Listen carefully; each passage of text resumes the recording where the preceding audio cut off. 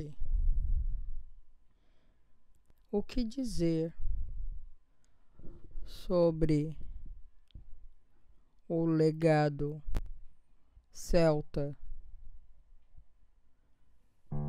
Como que essas culturas antigas acreditavam sobre o que existe realmente aqui neste mundo. Por que estamos aqui? Quando morremos, vamos para outro lugar? Qual lugar seria? Seria um outro mundo?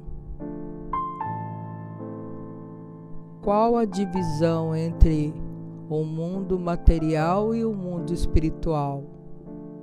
De que maneira os povos antigos, os povos celtas, acreditavam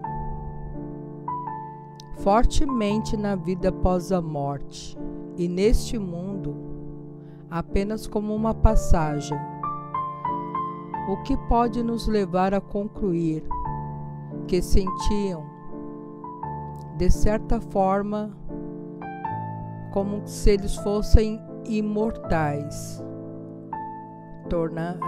tornando às vezes ainda mais corajosos e cruéis. Portanto, o conceito de morte para eles não era mesmo o que o da Idade Moderna.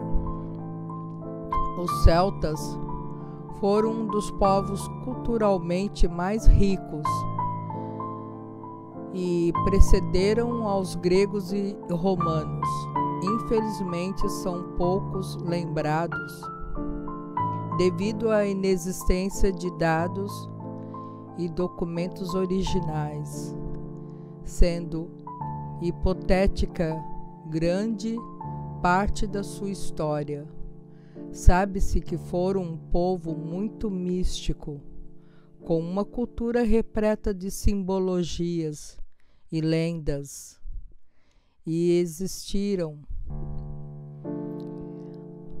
Assim que pairava o século XIX, desde 1800 a.C.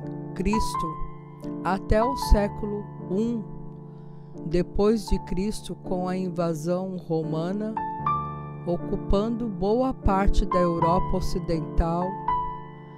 A Idade do Ferro também é marcada pelos celtas, que teriam trazido pela primeira vez à Europa a técnica da fundição, a maneira de moldar o ferro bruto e as outras formas desejáveis. Também eram considerados por alguns estudiosos como politeístas, isto é, não acreditavam em um único Deus. Para os celtas, a natureza era uma religião e os deuses estavam em todos os lugares na vida cotidiana. Acreditavam na figura da deusa mãe, ao culto da mãe natureza, em divindades elementais do ar, da água, do fogo e da terra, em divindades elementais também que eram femininas.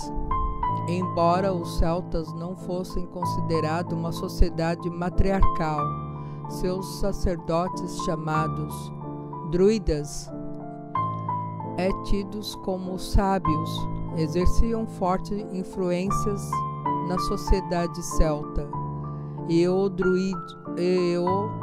druidismo tinha dois grandes principais princípios: o respeito à natureza, a crença na imortalidade, e os druidas, por receio em deixar registro, faziam uso limitado da linguagem escrita e passavam oralmente seus ensinamentos de geração em geração.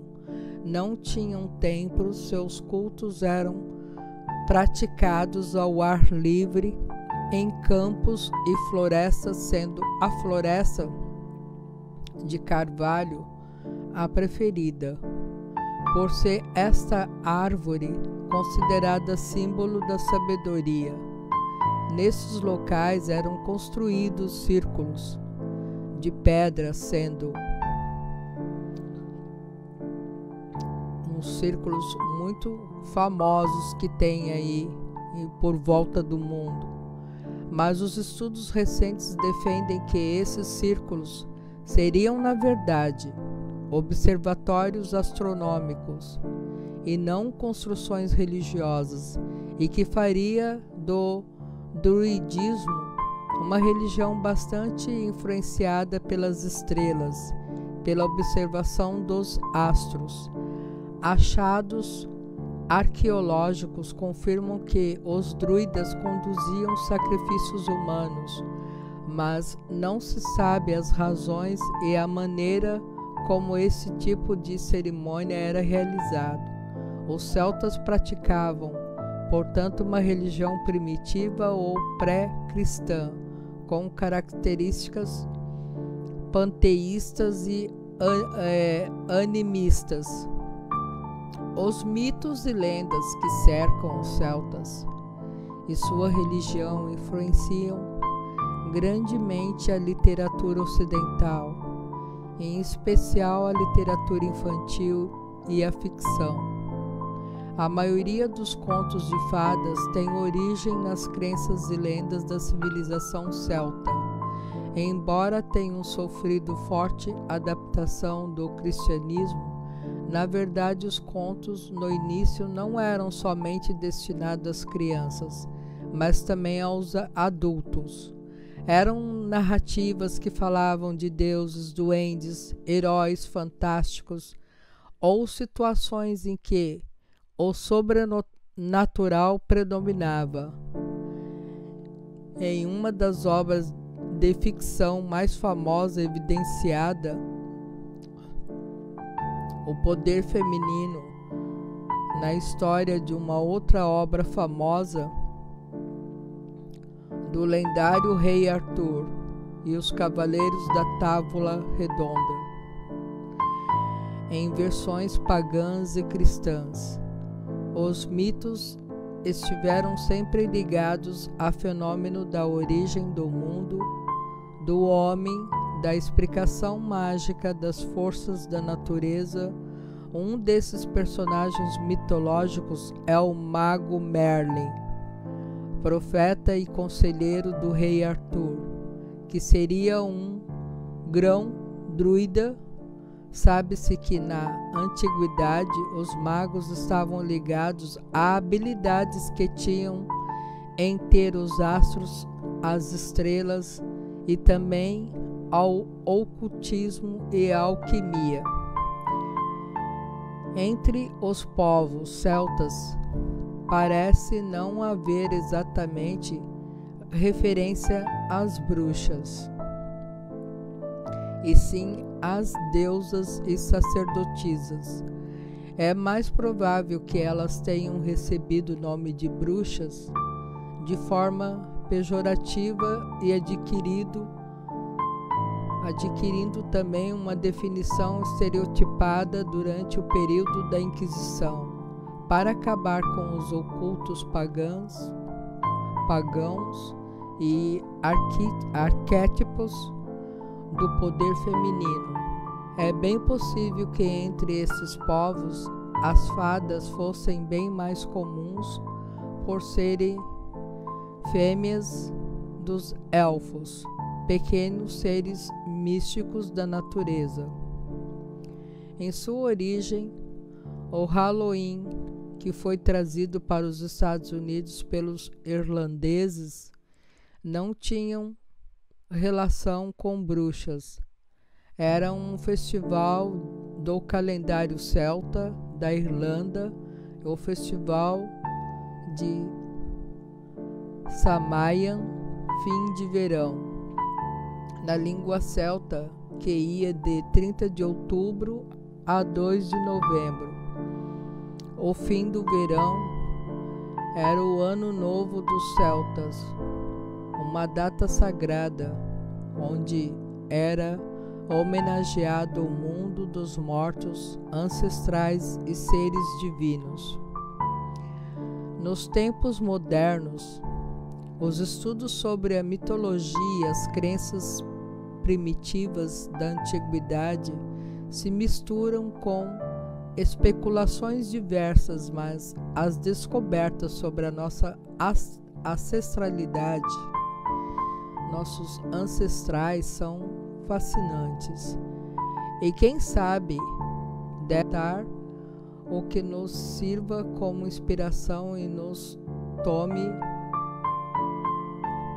com uma memória mais agradável sobre o que acreditar na maneira em que essa civilização foi evoluída.